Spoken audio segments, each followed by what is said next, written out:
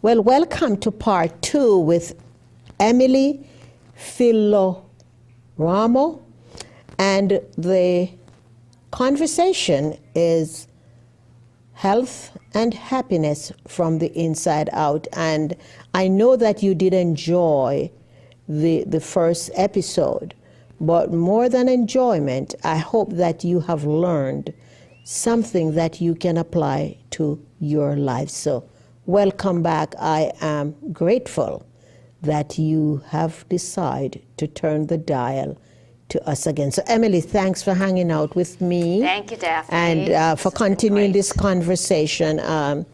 Prior to tying up in episode, in the first segment, you began to just draw a reference to some situations that began to happen in your life, and you would get home from college and then you weren't happy with what was happening, and then you went back to college. But through all of that, you're sitting here. So, and I know there were some dark times in your life that if you had made different choices and decisions, we would not have been having this conversation now. Exactly. I wouldn't be where I am today now, and I'm 51 now, and I'm What? happier. I thought you were 26. It's those Asian genes, you know. And I know the secrets to how to eat for health. All right, so I hope we're going to talk about that in episode 3. Yeah. So. Yeah. Anyhow, where were we? Yeah, we're talking about some of the devastation that you encountered.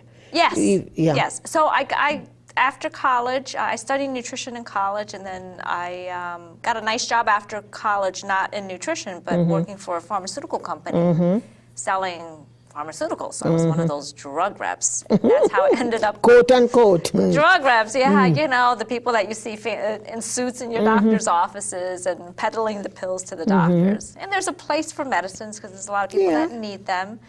But we'll talk about that in the next segment on how to eat healthy so you don't need the medicines. So what happens is that, what happened was I got a nice job. I was supporting myself very nicely, and then I met my husband and we got married. So I was 26 and he was 35. Oh, you're like an older man, huh? I know. I did think he was pretty. I was like 9 years older than me. Oh my God. Oh, my God. Oh, it's too funny. Yeah. So then 3 years later, I got pregnant. You know, everything was going great. We bought our dream house. We were able to travel. You know, and the money was good, and we could buy what we want. It's like, okay, life is good. But all along, I kind of swept my past under the rug. I just didn't have much contact with my Relatives. family. So I just did my thing because I was in Connecticut, a couple of hours away, and then Drink some water. Got pregnant. While I was 5 months pregnant, my husband suffered a massive heart attack. He just dropped. I was in the shower, and he came into the bathroom and just dropped to the floor. And he's like, call 911. And I'm like, I have shampoo in my hair.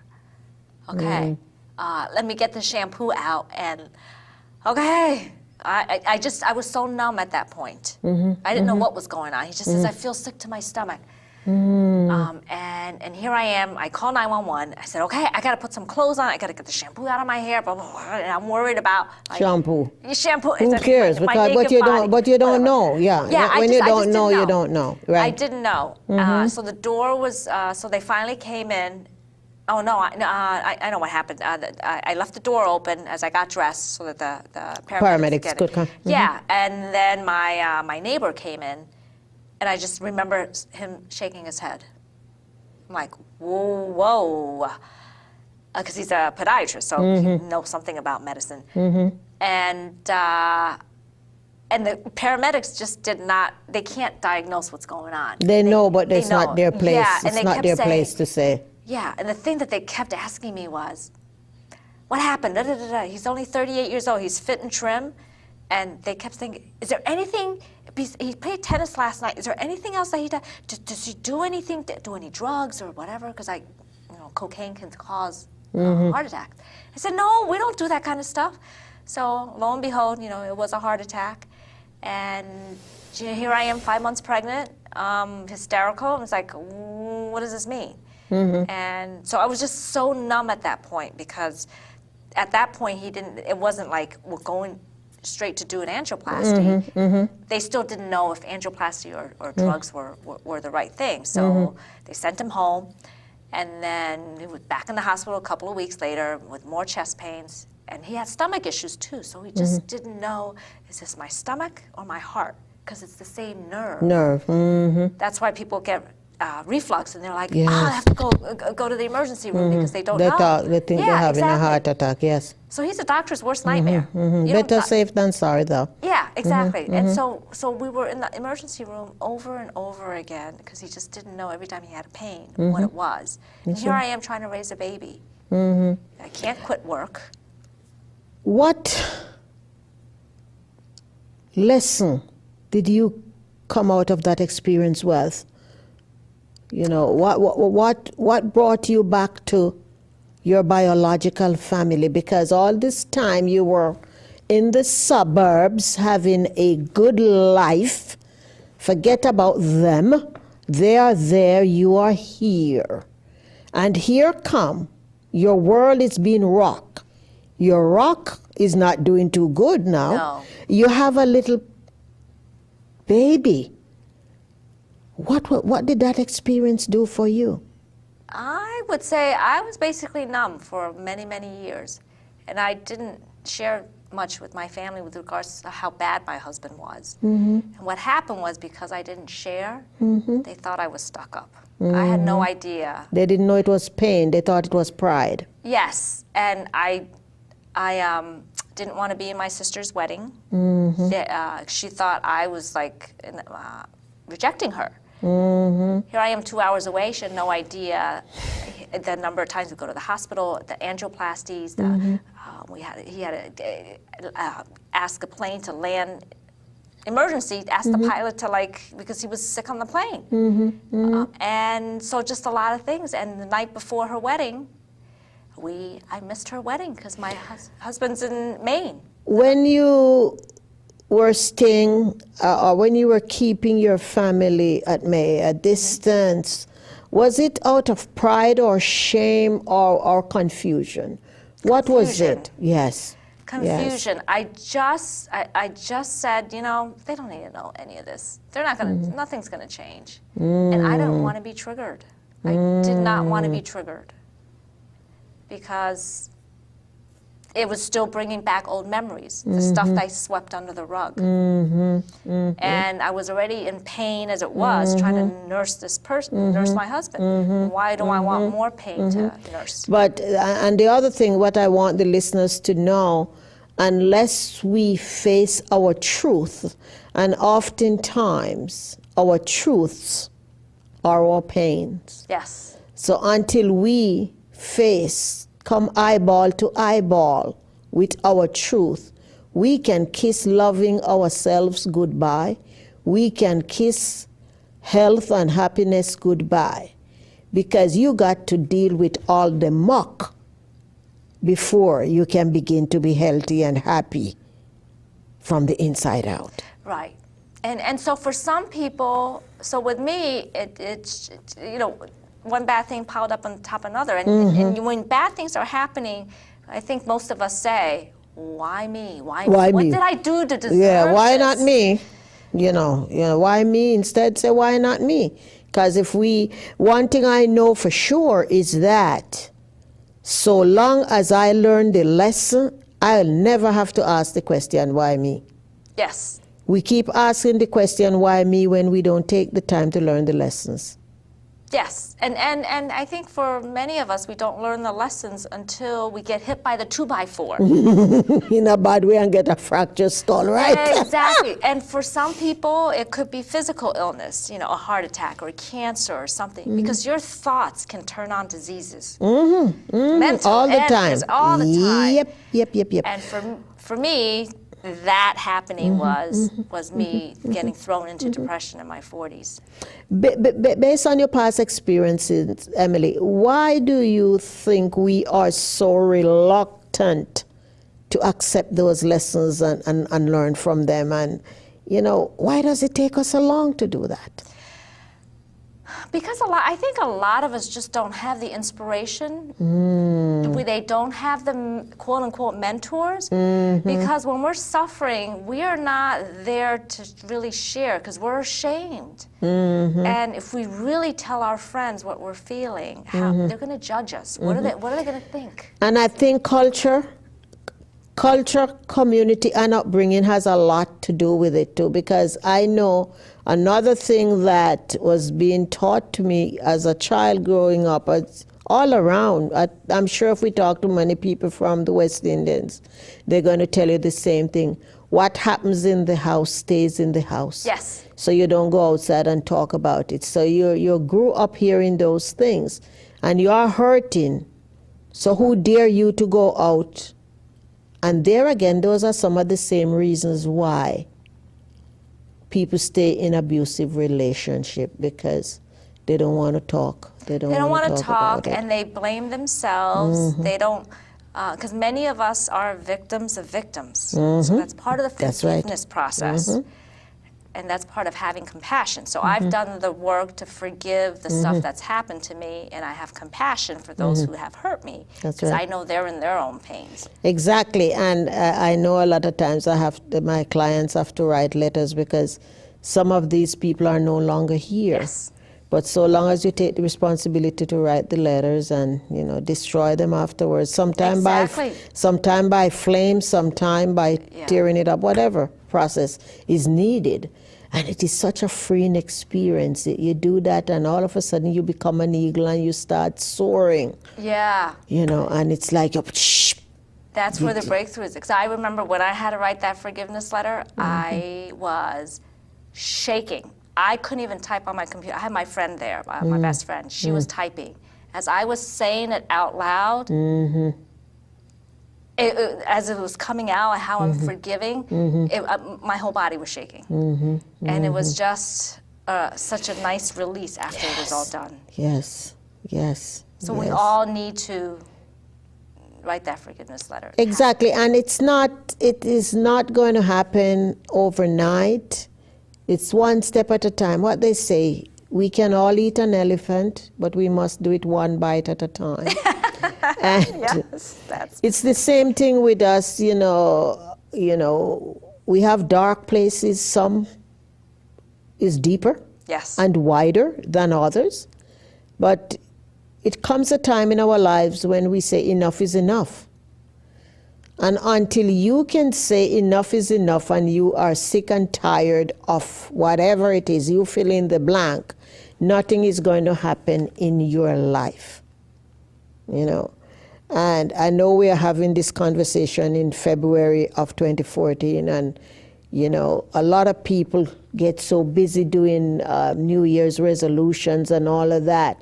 But I think correcting your life and learning from the experiences and turning your life around is a 365-day process, because every day you got to do a little bit.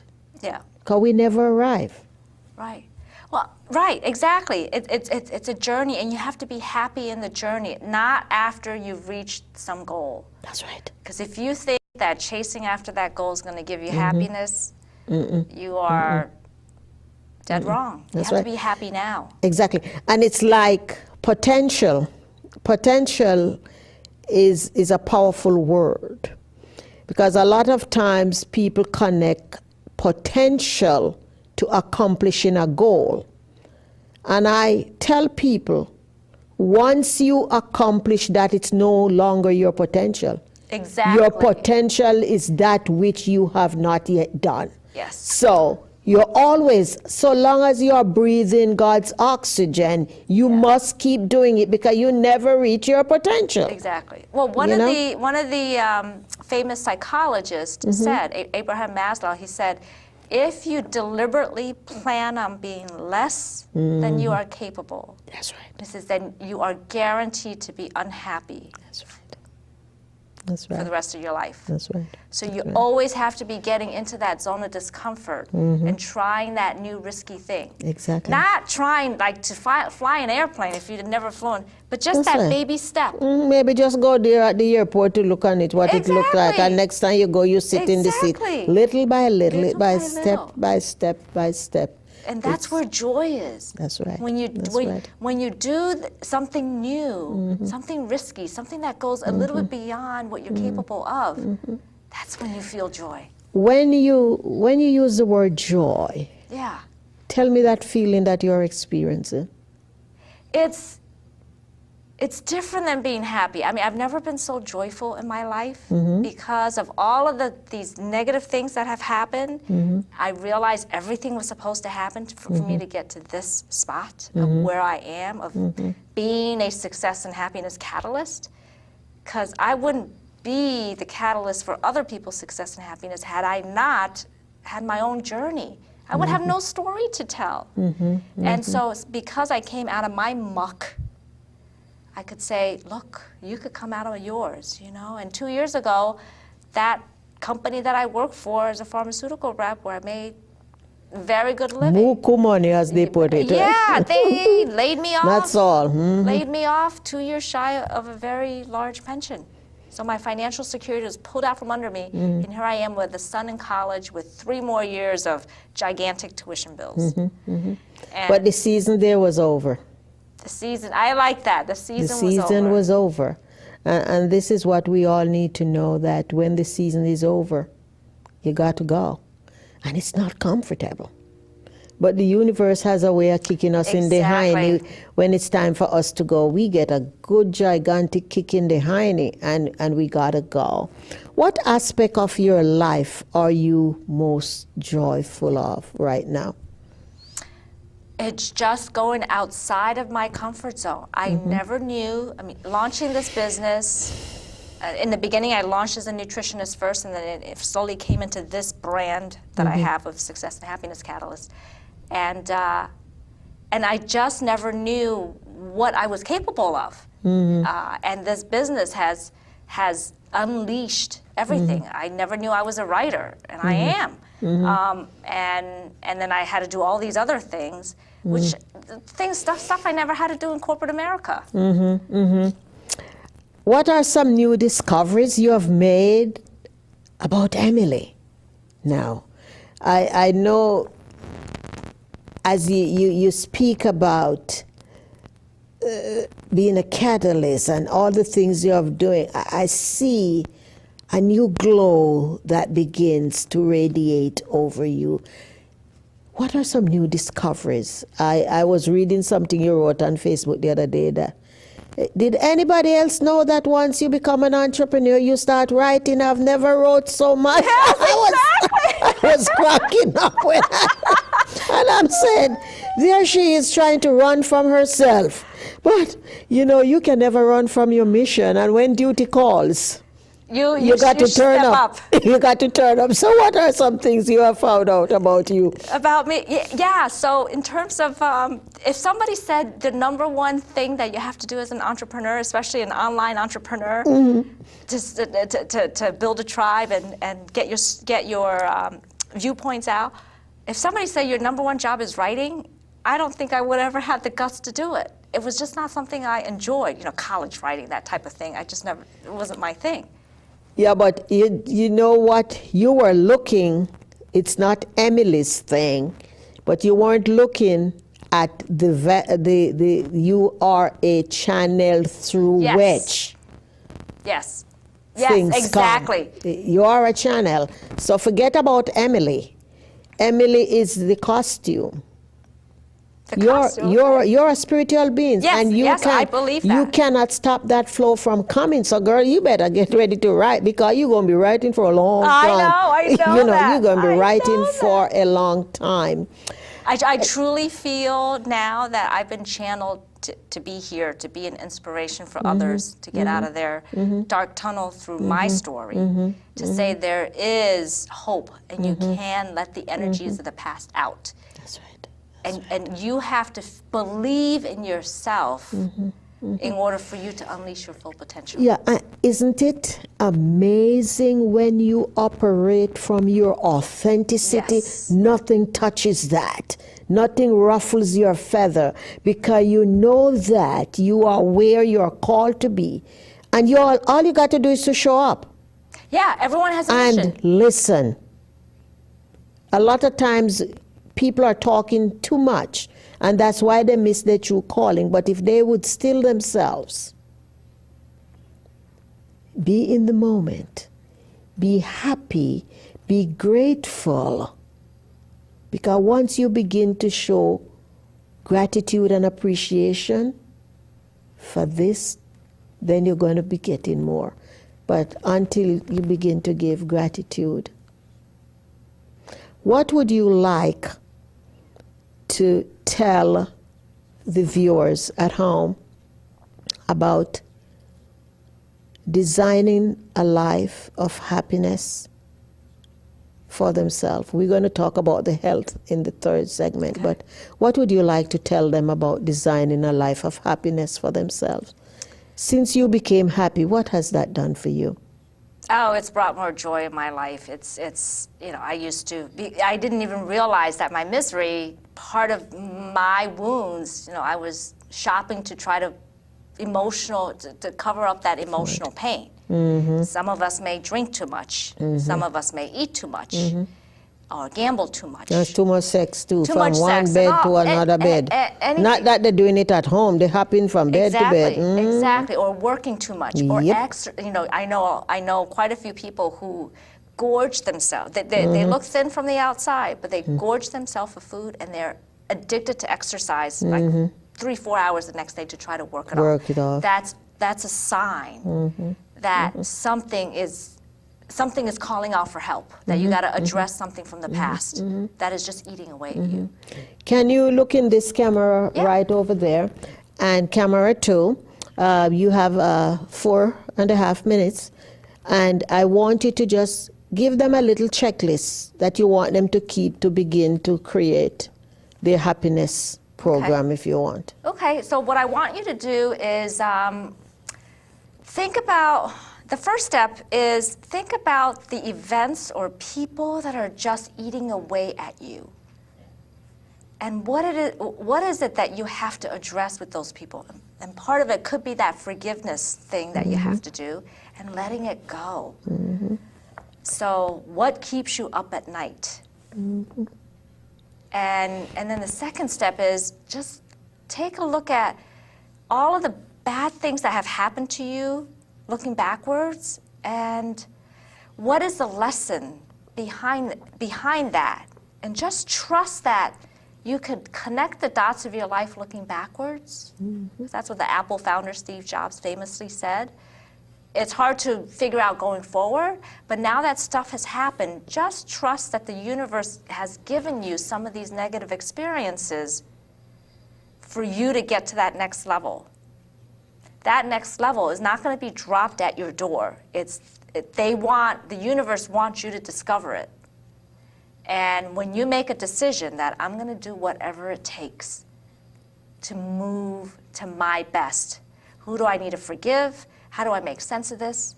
And then, in terms of figuring out, well, how am I going to make my life work? Do I want to pursue my passions? What is it that you love to do? Let's say when you're not working, let's say you're not enjoying your job, but there's other things, books that you like to read, hobbies that you like to do. And even if you have no desires to become an entrepreneur with your expertise, just do something with that hobby or whatever it is that gives you joy, and work it in and figure it out. So if the job brings you great money, fine. So you do the job, but yet you got to balance it out. You can't be working all the time. And how are you going to make sense of it, you know? Just enjoy the process while things are going on, and don't look for that goal as the thing that's going to give you happiness, because you got to be happy in the now. The paradox of intention says you got to have goals, but your happiness cannot be tied to those goals. You got to be happy first. And to be happy first, you have to understand understand and make sense of the past and forgive those that have hurt you. And you also have to believe in yourself and love yourself, because some of the negative memories that you have are from people telling you that you're not lovable, or that you're shamed from being a bad kid in the classroom. And all of those negative beliefs that you took on, that you're not lovable, worthy, or enough, those little parts of you need to address and give it the love that it needs, so that you can come out of that dark tunnel. Because you are beautiful, you are lovable, you are enough, and you just have to believe it. And you have to do the work to get to the source of why you don't believe in yourself. And you have to get to the source of why you can't look in the mirror and say, I love you. Mm-hmm. You are the most beautiful thing in the world. Yes. And when you can do that, you're going to become unstoppable and happy. That's right. So I would use stories like my story or other people's stories, and if you have to get some inspiration and encouragement from reading other people's stories and out of their dark tunnel of getting out of their dark tunnel, I would encourage you to do that. Because you don't have to stay in your story. Because if you stay in your story, it's going to end up with mental illness or physical illness, and you're going to die with regrets. So that's what's going on. Okay, amazing. Thank you so much. I mean, that's an amazing first step for somebody who has never done it. And I tell you, the minute they can look in that mirror and said, I love you, that person that is looking back at them, they are going to be on their way. So listen, guys, you heard it here first. And stay tuned and come back for part 3. We're going to talk about how to remain as young and healthy as Emily. And remember, join us on Twitter, at Dynamic Daphne, Facebook at Dynamic Daphne, email me, dynamicdaphne1@gmail.com. See you in part 3.